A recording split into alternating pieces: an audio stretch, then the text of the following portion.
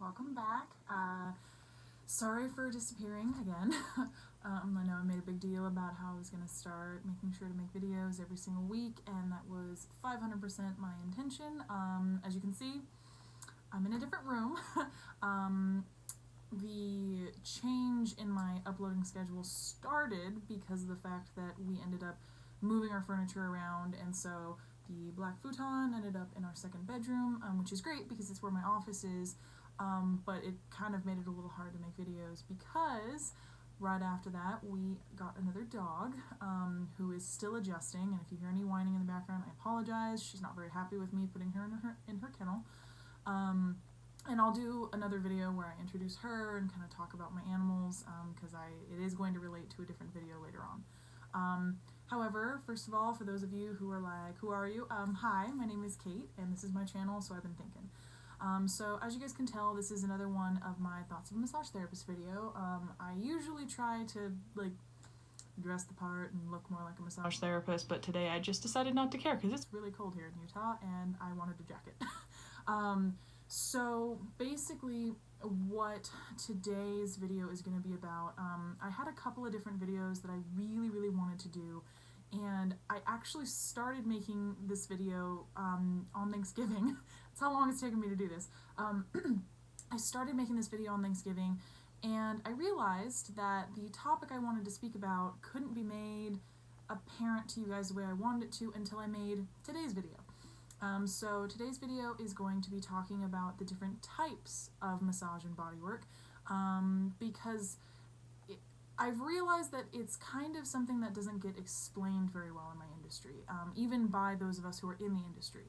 So a lot of people, when they think about massage and bodywork, they think of massage. They think of the spa, they think of the relaxing stuff.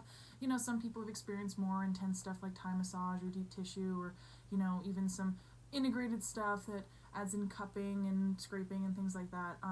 But most people really don't know what any of it really is. People are always kind of confused about how, like, soft or deep things are. There's a lot of confusion as far as energy work and how that works into stuff. And then virtually no one really understands what it is that I now do as bodywork. So, without any further ado, I'm sorry about my throat. It's, as I said, a little cold, a little dry. My body's not liking it very much. So I actually have a list. It's a very lengthy list, as you can see, that I'm going to actually be reading some stuff off of, just because when I went to go research into this, the amount of different types of modalities, is what we call them, was a lot bigger than I remembered. And I wanted to try and be as thorough as I could for you guys. I am going to put the link for the this particular website that I got this off of in the description down below, so if you guys are like, I don't care, I just want to know what these are, just go ahead and click it down below. So I'm gonna kind of give a couple of examples of each, so that way you guys have kind of a, I guess, a baseline understanding of why each one is different. So the very first one, in regards to energy work, really good example of that, because this is kind of going from light to deep is how we're going to do this. Really good example of, you know, an energy work, you know, at the very end of the spectrum as far as the lightest you can go. Energy work is something that you are sometimes not touched by the therapist. Literally, they will hold their hands over your body and they will work specifically with your energy. Now, those of you who are naysayers and are like, energy's not real, sounds like magic, trust me, I was there with you. It is real. It makes sense if you think about it in regards to science.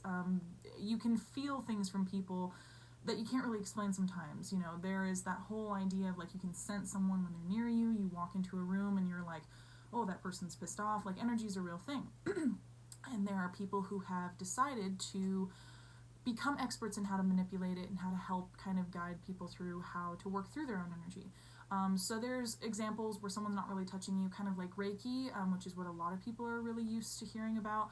Reiki, as far as I understand, they don't actually touch you as much. They're working, like, more over your body. And then there are situations like with craniosacral, which is considered another type of energy work. It's working more with the actual cerebrospinal fluid movements of your body. It sounds really hokey pokey until you realize that's literally what the name is, craniosacral, from the cranium to the sacrum. So it's working more with the ebb and the flow of the actual fluid itself through the spine. And people do that by having their hands on you, and it's very light, it's very delicate, and it also is helping with energy stuff as well, because there's a lot of theories that a lot of the things in the human body get locked in the human body on an energetic plane, and that if you work in certain areas and certain patterns or different, modalities, then you're able to unlock it and help someone heal.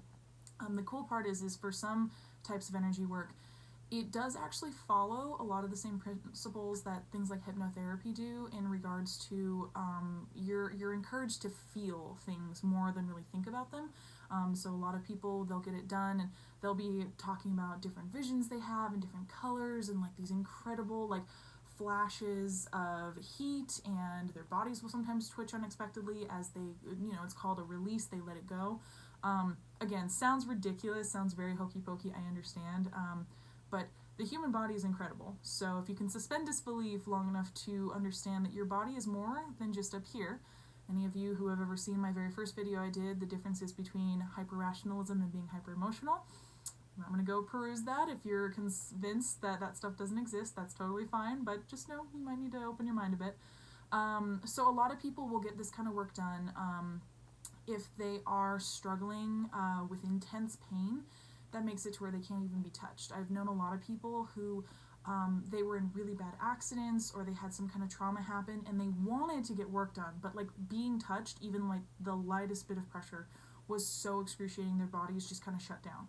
So energy work was a good way to kind of break through that first barrier for them, and then they were slowly able to work up to deeper layers. It also is really good for people who have been extremely stressed, and I'll explain why this is a different type of stress versus our normal stress that we're used to trying to use massage for. Some people, their body is unable to let go of emotion to the degree, those people we know who like tamp it down and pretend it's not a thing, to a degree that it starts actually creating issues in how you process your daily life. It will create issues in your body that things don't function well. If you follow the philosophies of Chinese modalities, or more Eastern modalities, I should say, not just Chinese, they are all focused on working on the human body as mind, body, spirit. So they're very much encompassing all of the energy lines and all of the energy points, and making sure that the qi, which is what they call energy, is able to move and flow throughout the body correctly. And that if you have a blockage, which is what they consider it when you have an energy spot that is not moving right, or it's stuck, or you're stagnated, they'll use lots of different terms, your body and your mind and your spirit are all in turmoil with each other. So it's a really complex, very detailed type of work that has a lot more layers to it than people think of. It's not just someone waving their hands over you and saying a bunch of funny words and then it's fine. Yes, there are people who pretend to do this work and they don't know how. Here's the thing, is that when someone is a genuine practitioner, you can tell. And the reason why I say that is because you feel it. Like, there's people who are like, oh, I didn't feel anything, I don't think they knew what they were doing. And sometimes that's true. Your mind is a powerful weapon, and if you don't believe in energy work and you're not looking for an energetic release, you're not really going to get much from energy work. People who go and get energy work done usually are intentionally trying to release stuff, so their minds and their bodies are a lot more open to it. But even people who are open to it, sometimes if someone really doesn't know what they're doing, or they're pretending that they know what they're doing, you're not really going to get much of a reaction. So this is where, kind of going back to the whole, like, you can sense things about people, call it intuition, call it a sixth sense, call it energy, whatever you want to call it vibing. I usually call it, vibing someone out. Trust your gut. If you are talking to someone and they don't sound very genuine, you're worried that they don't really know what they're doing, then definitely maybe don't go see them. Also, check into each state's laws in regards to energy work, because every state has different licensing standards for massage therapy and bodywork, which it's all under the same licensing unless you get into more specific stuff, which we'll talk about in a minute, further on into more bodywork line. People who have actually had proper training in types of energy work like craniosacral and things like that, they go to specific institutes for it, and they have additional training for it. Like, I know that someone claims to be a Reiki master.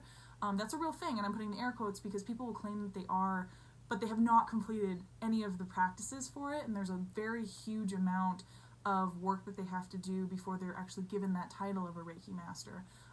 So just do your research, look them up. Every single state, if you have massage therapy licensing standards in your state, which most of the country does, there are some states that don't, so just look it up. You can actually go into each specific licensing website, I guess. It's different in every state. Like here in Utah, it's not just specifically for massage licensing. We use a generalized Department of Licensure here that massage therapy is one of the licensings you can get. In Oregon, there was a very specific website just for the massage therapy licenses. But go and look them up and type in their name to see if they have a currently active license and what all of their different types of not curriculum, sorry, my brain froze for a second, guys, give me a second. Any of their additional licensure is, I guess. So just keep that in mind. So that's probably one of the most basic ones. I'm gonna go ahead, let me see here. I kind of want you guys to get an idea of what it means as far as like what the description would be for one of those. So I think what we'll try is we'll go ahead and do the craniosacral one, since a lot of people actually do craniosacral. So what it says on the website, it says craniosacral therapy within the craniosacral system is the cerebral spinal fluid that moves in a slight but perceptible tide-like manner. So that was where I was talking about the different flow of the spinal fluid throughout the spine. Craniosacral therapists assist in facilitating change in areas of restriction where this tide-like motion is limited, confined, and immobilized. By using a gentle, light touch, this fluid becomes more rhythmic and balanced, and the central nervous system is restored. So it's considered a type of energy work, but it kind of goes, it's like dipping into the toe of like the more like deeper massage stuff, because it is actually touching you and it is doing a very specific type of work, whereas Reiki, like I said, is more like specifically energy based, not so much touching the body. But that's just one example.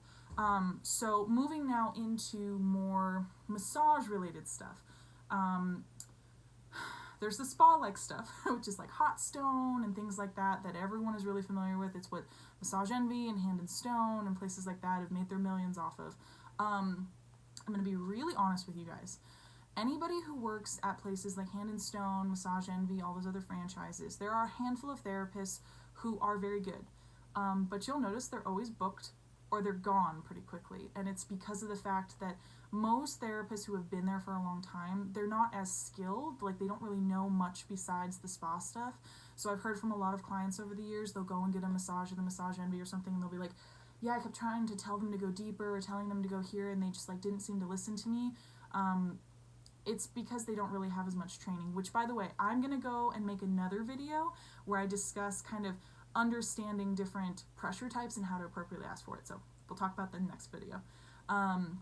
So the other thing to keep in mind too is that while getting massages like that can be really nice, because like you've got like the spa stuff, which is like hot stone therapy, and some places like Hand and Stone, I used to work there for a short time as a second job. So I'm not hating on them, I'm just saying, you know, they're not always going to be as good as you would expect, and I wasn't there for very long and I was always booked.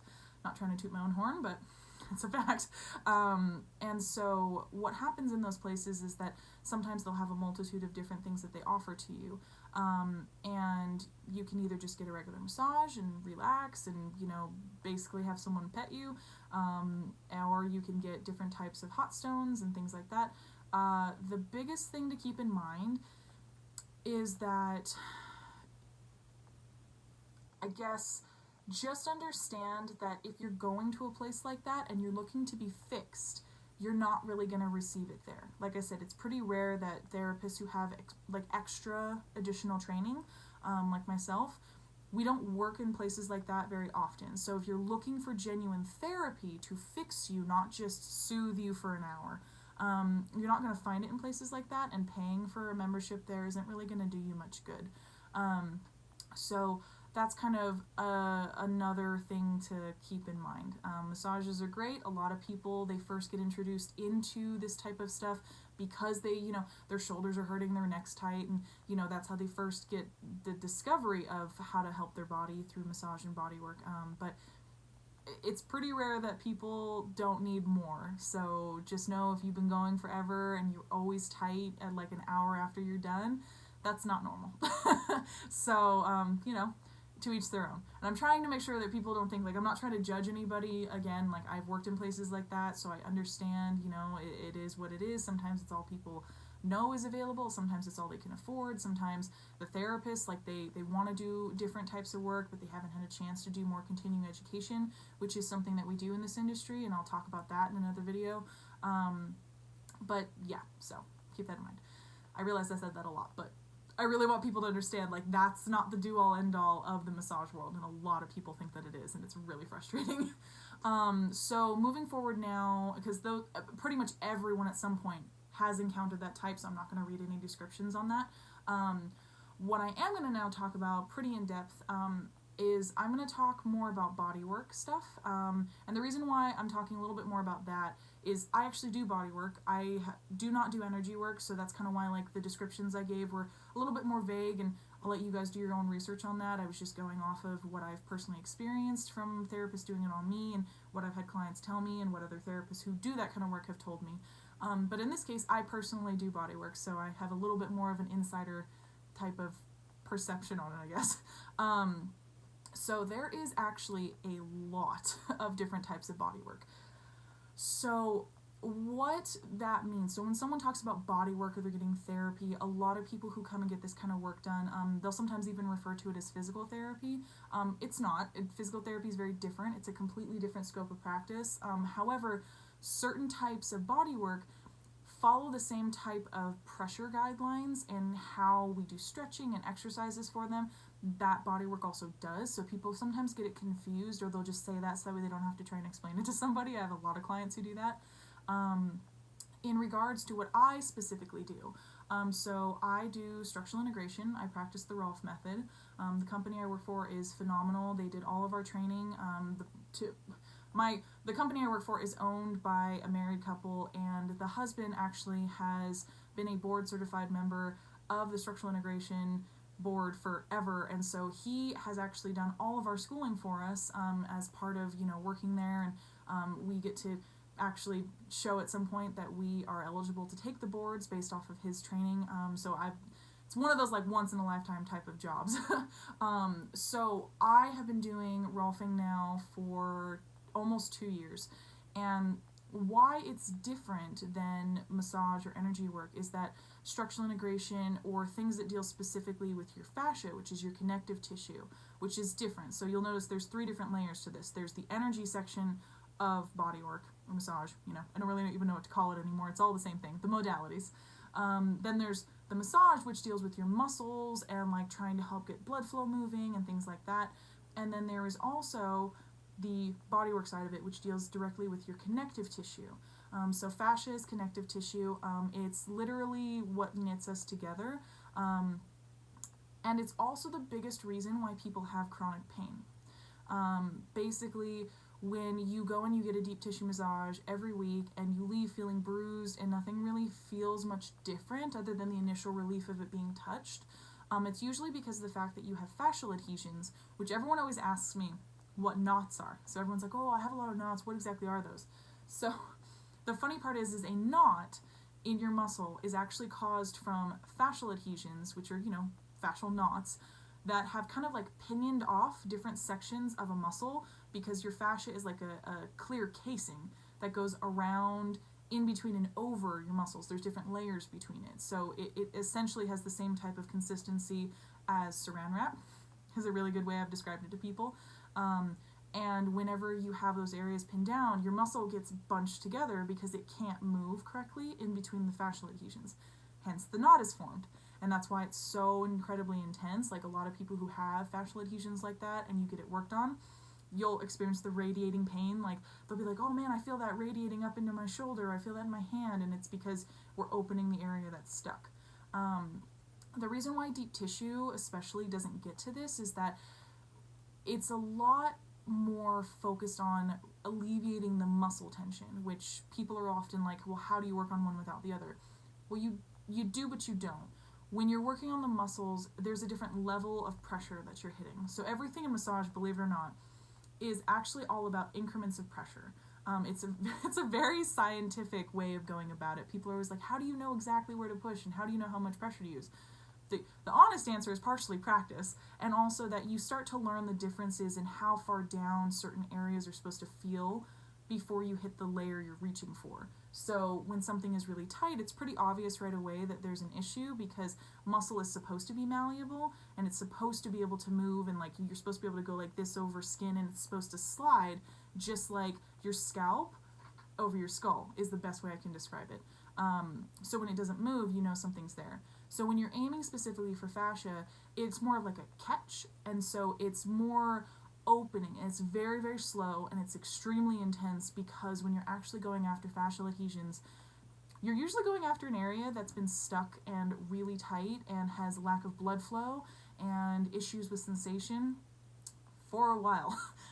Human body does not like being poked and prodded at. I always joke that it's very finicky. It's a very finicky, soft, emotional machine, and we just happen to find the exact issue in the blueprint and pick at it. And so it's a very intense type of work. So anybody who's ever had Rolfing always talks about it's like the most intense thing they've ever gone through. It's excruciating, and that's pretty true of most types of body work. Rolfing is kind of the very top of the totem pole as far as the intensity, 100%. Like literally, like if you're gonna go from a type of energy work being the absolute easiest to the most intense, Rolfing is 100% on the other side of the spectrum. And there has become different branches of types of bodywork over the years. The woman who created Rolfing, her name was Dr. Ida Rolf. There we go, Rolfing. And she was a biochemist back in the 40s, and she figured out how fascia worked. So overall, we kind of have to recognize that every single person has different needs for what exactly they're going through. And that is kind of why the different types of modalities are so important for you guys to understand, because a lot of people will end up doing the whole guessing game of, I'm going to go ahead and go try this and try that, and I'm going to try acupuncture, and I'm going to try chiropractic, and I'm going to try all these different types of massages, and that's fine, but you may only need one or two, and you may have just needed to have someone describe it to you. You are still usually going to need to go, like, this kind of work, sometimes it's classified as being anecdotal in how you understand how it's going to work, because every person's body is different. So just know that while one person goes and gets Rolfing and it's absolutely perfect for them and their body responds the best to that, there's other times where some people just need slightly less than that. So a type of body work that is kind of a spin-off of Rolfing that still uses some of the same principles, it's called myofascial release. A lot of people have heard of that one. It's still working with the fascia, but it's not as broadly encompassing, and the point of Rolfing is to fully reintegrate and rebalance the entire body. Myofascial work is more specifically in areas that there are fascial adhesions, just in that spot. So a lot of nuance throughout, the different types of modalities, and every single culture has its own type. Like, that's why there's Thai massage, there's shiatsu, there's Tui Na, which is another type I do, which is a Chinese massage. There's all these different types. There's even ones that are considered a type of modality that ironically don't have anything to do with your muscles at all. It's called manual lymphatic drainage. So it has to do with your lymphatic system, which it does get affected for sure by the musculature when things get pinched off. The way the lymph system works is that, your lymph nodes, which anyone who's ever had their glands really swollen whenever they're sick, that's lymph nodes, and you have them throughout your whole body. And certain areas have more of them than others, and whenever things get pinched off, like fascial adhesions, twisting things shut, or wearing improper clothing, like women wearing bras that are too tight or pants that are too tight around the hips, creates issues with your lymph, and you'll end up with a lot of swelling. So a lot of people think that you're just gaining weight and it's not going away, and it's like, well, no, it's your lymph needs to be drained. And it's very soft, by the way. Everyone who hears that, it's like, that's terrifying. It's very soft, and so that's kind of one of those in-between ones where it's just to kind of help aid in an area that's not draining correctly. So there's so many different kinds of these. And the reason why I really wanted to make sure I went over this first with you guys was because I want you to understand what you're asking for. I want you guys to understand why you're coming in, because I have lost count over the years of how many people, before I did Rolfing, would come in for a massage and they would want deep tissue. they literally can't handle the pressure because that's not really what they need, but they think that it is because they're hurting. Again, like in that case, someone who's really, really tight and they do have a lot of muscle issues, they probably do need some kind of deeper work, just not specifically deep tissue, because every different modality has a very specific recipe that it follows. So if you're asking someone for deep tissue and they're trying to do deep tissue on you and your body's not having it, you probably need a different modality to try out.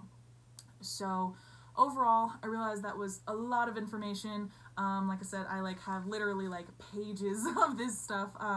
Like I said, I'm going to go ahead and make sure that the link for the site that I got this from, which is the American Massage Therapy Association's website, they have a list of all the different modalities and gives you the descriptions along with what they're called.